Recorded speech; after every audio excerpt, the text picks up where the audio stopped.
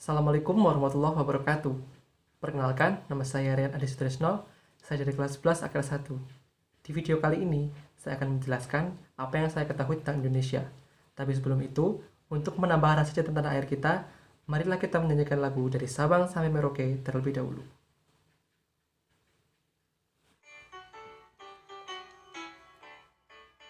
Dari Sabang sampai Merauke berjajar pulau-pulau, sambung menyambung menjadi satu. Itulah Indonesia. Indonesia tanah airku, aku berjanji padamu menjunjung tanah airku Indonesia. So, kita mulai pembahasannya. Yang pertama, Political Geography Indonesia atau Geografi Politik Indonesia. Kita mulai dari sejarah. So, pasti kalian udah tahu kalau dulunya Indonesia merupakan negara bekas jajahan Belanda sejak tahun 1595, kurang lebih 350 tahun. Dan kemudian dikuasai oleh Jepang pada Maret 1942. Dan pada akhirnya kita merdeka pada tanggal 17 Agustus 1945 dengan dibacakannya proklamasi oleh Bapak Presiden pertama kita, Bapak Insinyur Soekarno. Untuk bentuk negaranya sendiri, Indonesia menganut Negara Kesatuan Republik Indonesia dengan Pancasila sebagai dasar negara dan ideologi bangsa, dan Undang-Undang Dasar 1945 sebagai dasar hukum tertulis. Indonesia dipimpin oleh seorang presiden yang sebagai kepala negara sekaligus kepala pemerintahan.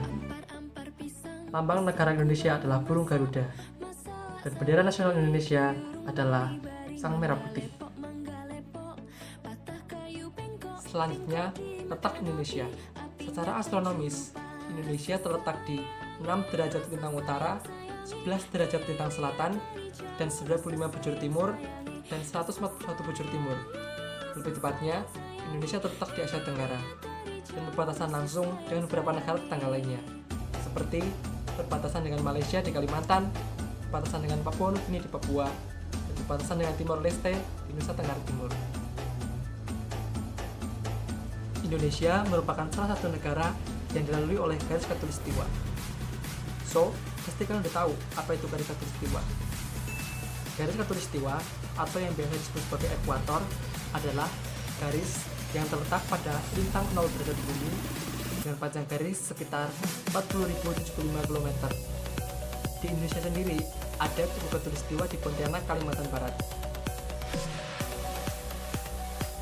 Karena letak Indonesia di garis khatulistiwa, Indonesia berbumi tropis, memiliki curah hujan, suhu, juga kelembapan yang tinggi, sehingga tumbuhan dan hewan di Indonesia berkembang dengan baik.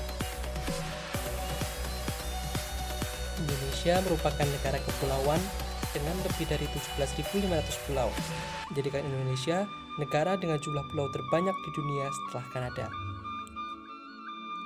Indonesia memiliki 34 provinsi dengan 5 wilayah administrasi, yaitu Aceh, Yogyakarta, Papua Barat, Papua, dan ibu kota negara Jakarta. Untuk menunjang sarana transportasi domestik maupun internasional, Indonesia memiliki beberapa bandara internasional, antara lain Soekarno-Hatta International Airport, Juanda International Airport, Bali Ngurah Rai International Airport, dan Yogyakarta International Airport.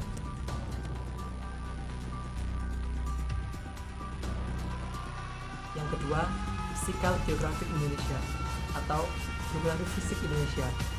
Di Indonesia terbagi menjadi 3 wilayah waktu berbeda, yaitu waktu Indonesia Barat, waktu Indonesia Timur, dan waktu Indonesia Tengah. Selain itu, Indonesia memiliki 8.000 spesies tumbuhan.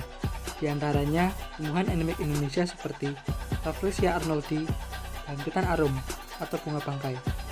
Nah guys, bunga bangkai ini merupakan bunga terbesar di dunia. Dan Indonesia juga memiliki 2.215 spesies hewan. Hewan endemik Indonesia diantaranya komodo, orangutan, tarsius, harimau Jawa, jalak putih, dan masih banyak lagi. Sedangkan di perairan, Indonesia memiliki sekitar 8.500 spesies ikan, 555 spesies rumput laut, dan 950 biota terumbu karang. Dengan semua kekayaan ini, Indonesia menjadi mega biodiversity terbanyak kedua di dunia setelah Brazil. Ternyata, Indonesia juga sebagai salah satu negara yang dilalui oleh cincin api Pasifik atau Ring of Fire, di mana gunung berapi aktif Indonesia merupakan terbanyak di dunia, yaitu berjumlah 127 gunung, dan sangat rawan terhadap berbagai macam bencana alam. Salah satunya adalah bencana alam yang disebabkan oleh Gunung Krakatau, yang menelan korban hingga 36.417 jiwa.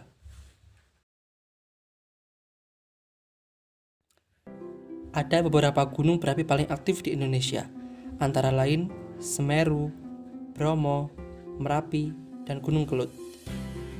Untuk puncak tertingginya sendiri, Indonesia memiliki Puncak Jaya di Papua dengan ketinggian 4.884 meter.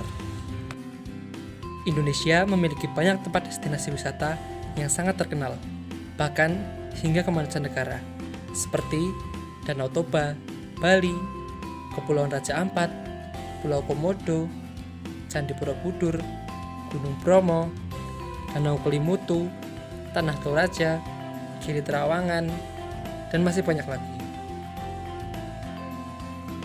Tidak hanya destinasi wisata saja yang terkenal, tetapi kuliner Indonesia juga sangat terkenal, seperti nasi goreng, sate, rendang, gado-gado, empek-empek, bakso, dan yang lainnya. Yang ketiga, demografi. Indonesia memiliki jumlah populasi sekitar 268 juta jiwa. Memasukkan Indonesia sebagai negara keempat dengan jumlah penduduk terbanyak di dunia setelah China, India, dan Amerika. Selanjutnya, agama. Di Indonesia ada 6 agama yang diakui secara hukum, yaitu agama Islam, Kristen, Katolik, Hindu, Buddha, dan Konghucu. Dan faktanya, lebih dari 90% penduduk Indonesia menganut agama Islam, dan ini menjadikan Indonesia sebagai negara dengan jumlah populasi muslim terbanyak di dunia. Walaupun populasi penduduk muslim di Indonesia mendominasi, tetapi Indonesia adalah negara yang penuh dengan keberagaman, ras, suku, bangsa, etnis, agama maupun bahasa yang berbeda. Namun, tetap satu Indonesia, sesuai dengan semboyan kita, yaitu Bhinneka Tunggal Ika, yang artinya berbeda-beda tapi tetap satu jua. Selanjutnya, mata uang. Rupiah adalah mata uang yang digunakan di Indonesia dan dikodekan dengan IDR. Yang keempat, friendzone atau hubungan dengan negara lain. Indonesia membuka diri dengan negara lain dan melakukan banyak kerjasama, di antaranya kerjasama ekonomi, politik, maupun keamanan. Untuk menambah devisa negara, Indonesia juga melakukan ekspor ke berbagai negara, seperti 1. Tiongkok dengan nilai ekspor 2,77 miliar dolar. Yang kedua, Amerika Serikat dengan nilai ekspor 1,53 miliar dolar. Yang ketiga, Jepang dengan nilai ekspor 1,24 miliar dolar. Selanjutnya ada India dengan nilai ekspor 1,1 miliar dolar. Korea dengan nilai ekspor 436,1 juta dolar. Yang keenam, Taiwan dengan nilai ekspor 3,51 juta dolar. Dan yang terakhir ada Australia dengan nilai ekspor 208,5 juta dolar Amerika Serikat. Ekspor-ekspor dari Indonesia antara lain tekstil, produk tekstil, sawit, batu bara, minyak bumi, gas alam, besi, baja, timah, tembaga, nikel, hingga emas. Di mana Indonesia ini adalah negara dengan cadangan nikel terbanyak di dunia.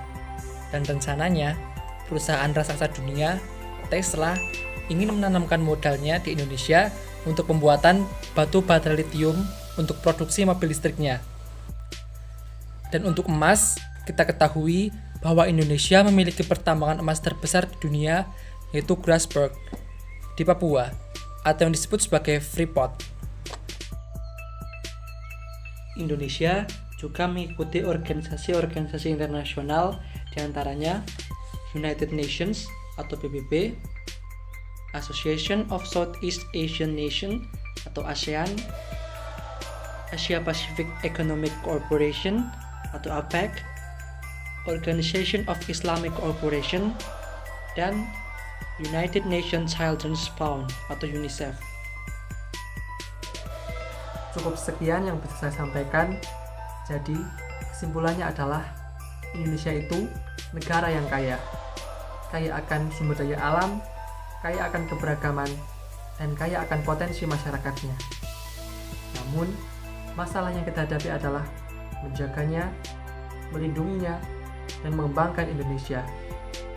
Jangan sampai negara kita ini dijajah kembali, dan jangan sampai potensi bangsa ini tidak berguna sama sekali. Untuk itu, saya mengajak teman-teman semua untuk lebih mencintai Indonesia secara keseluruhan. Dan mari kita sama-sama mengembangkan potensi diri agar bangsa ini memiliki sumber daya manusia yang tinggi. Menjaga, mensyukuri, dan melindungi Indonesia. Kalau bukan kita, siapa lagi? Terima kasih sudah menonton. Semoga bermanfaat. See you in the next video. Wassalamualaikum warahmatullahi wabarakatuh.